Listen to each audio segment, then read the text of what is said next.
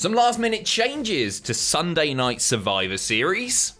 Killer Kross's first post-WWE match has been announced.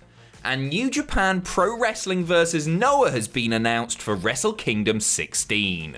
So, following last night's SmackDown, a few changes to the Survivor Series 2021 card taking place on Sunday night. I cannot wait. Another man who cannot wait is Sheamus, who has now joined the SmackDown men's team. He I guess, qualified for the match. He was inserted into the match following a distraction from Ridge Holland. The little bastard. Yeah, it was a bit of a shocker, actually. Fatal 4-way. It was pretty all right as a match, but yeah, Ridge Holland gets in there and distracts Cesaro, which means that, you know, the little kind of tiff they've had so far where it's like, we're going to be better than the Bar.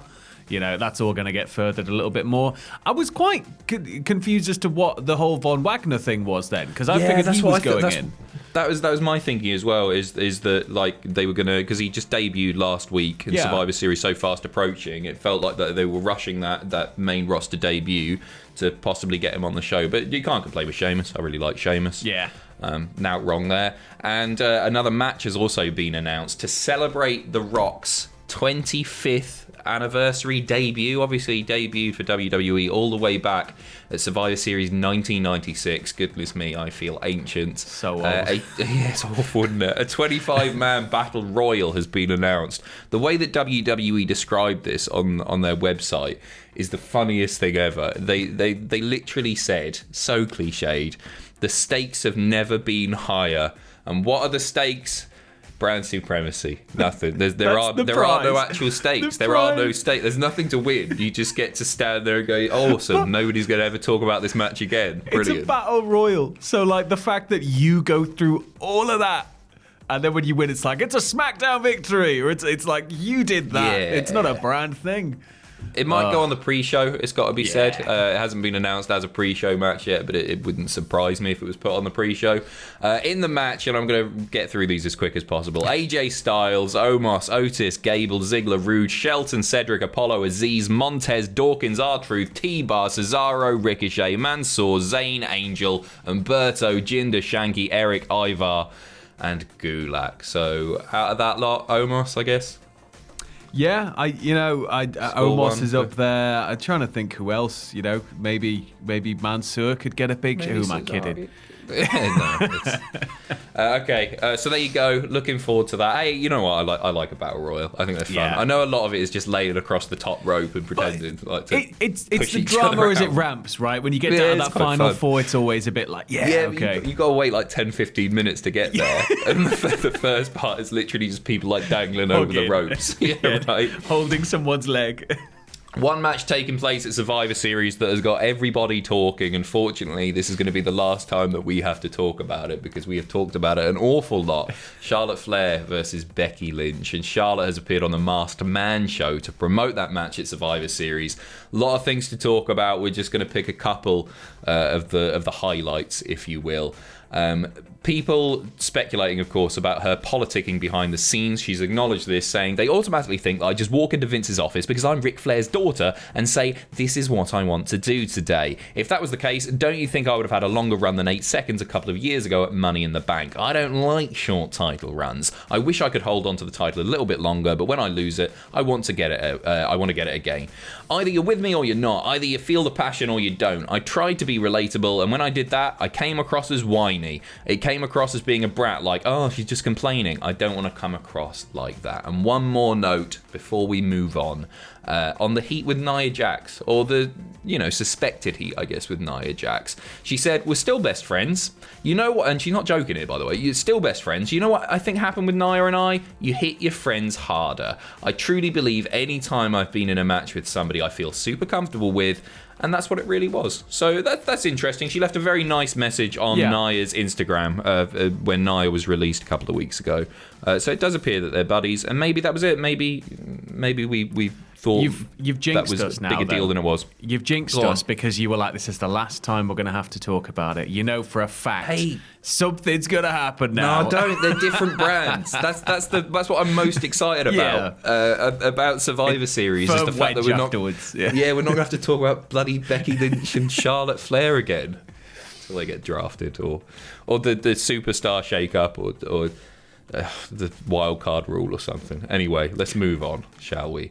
AEW announcing Winter is coming in 2021, December the 15th, from the Curtis Culwell Center in Garland, Texas. Garland, yeah. Last year's event was awesome, obviously. Kenny defeating Mox for the title. Sting popped up, showed his head.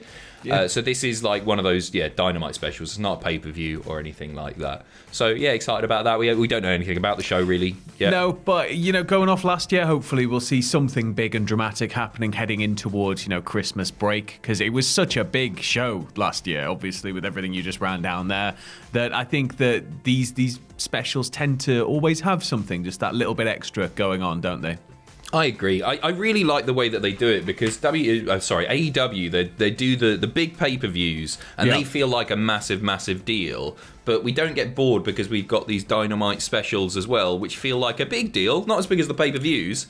Yeah. And that's the way it should be. And the weekly TV is really good as well. And for kids like I was growing up, I didn't really have a lot of money. I never really got to see many pay-per-views until my cousin had seen it and, taped it, or it came out on tape itself. So it's nice that we get stuff on TV. Like special shows like that. Thumbs up, Tony Khan. Cheers for the money, which we definitely receive from you. Next up, WWE filing some new trademarks for ring names. Cop a load of these. This is from PW Insider. Go on, Sam. We have Mila Milani, Wendy Chu, Olympal Margot. I thought it was Olympi, but no, I checked a few websites. It's listed as Olympal. Careful. Chip Danning, which is the most WWE name I've ever heard in my life. Joey Toffino and D Family, which I'm assuming is stable, right? Is the family. A stable name and German, right? The Bart, the. So, yeah. Imagine if they rebrand Imperium. Oh, no. So, just on the topic of some of these names, Milani is the new ring name for Kelly Morga. Wendy Chu is the new ring name for Mei Ying, which is just such a shame. I really like the Mei Ying character. Margot is the new ring name for referee Artemis, and there's been a spate of referees being renamed recently. Why do they want to own the referee's name? They hardly ever. It was a rule a while ago. They hardly ever named them. Like there was something. I think one of the referees had a name that was like their actual name was also somebody's gimmick name in the company. And in situations like that, I guess, if you want to rename them, give them a different surname.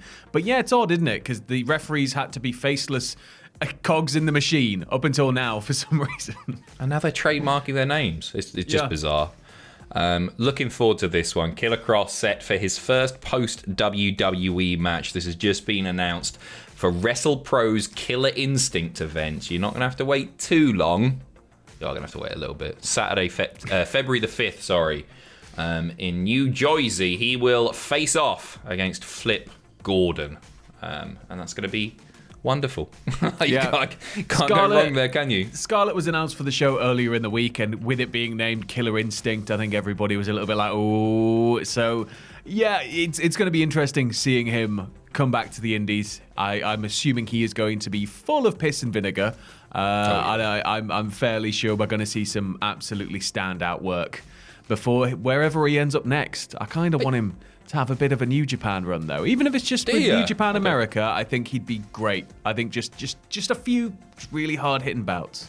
That's a handy segue, Sam, because we're about to talk about New Japan Pro Wrestling and Pro Wrestling Noah.